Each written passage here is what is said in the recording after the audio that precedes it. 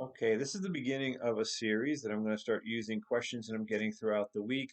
I'll put them on Facebook, but I'm also going to use them and save them and put them in the YouTube channel, which I'll create a playlist so that you'll have access to that and you can download the playlist. So today's topic is going to be the long run. And I think we did this one other time, but we start to get into kind of September time, and people are going to get ready to do some half marathons. So we get this question: how long, and what about long runs? And so here's the thing on long runs.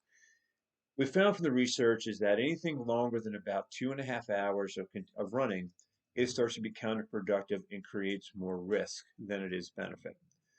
This run can be lengthened if we do some of our walk run, whether it's 9 run, 1 walk, whether it's 14 run, 1 walk, we can extend that out a little over 3 hours. But sometimes what I hear a lot of is like, well, I want to have time on my feet. If you want really low intensity time on your feet, hiking is really good. But we start to create some sort of a risk when we go longer. And so the question there is when we start to want to go really long, same thing with an Ironman. You're never going to do an entire Ironman distance before race day. So you have to trust yourself, the training, and me.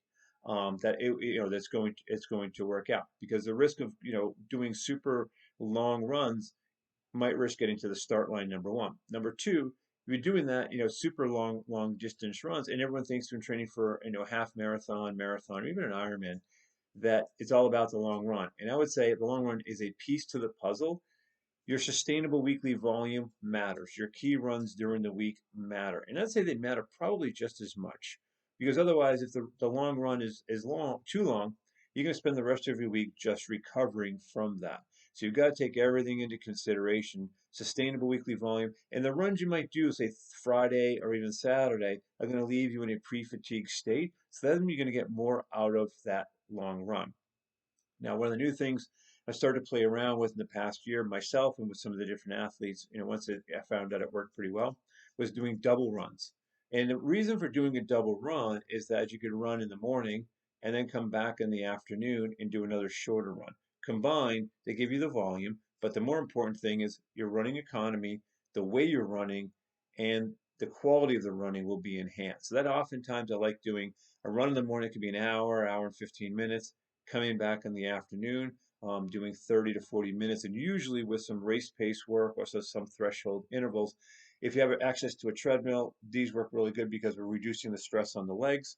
So there's a lot of ways to tackle it. It's not just a matter of how long you can do your long runs, because if you plan on running, say, a marathon at let's just say a 9 minute pace, but you're doing a 3 hour run at a 12 minute pace, it's not going to transfer. And this really, the long run myth of 20 miles comes from back in the 70s when marathon training became super popular.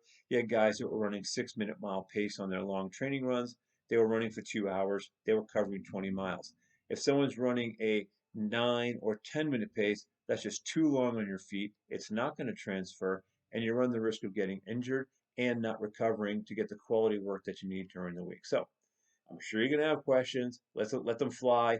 Let's go work on this, and then make sure we get you to the start line in one piece.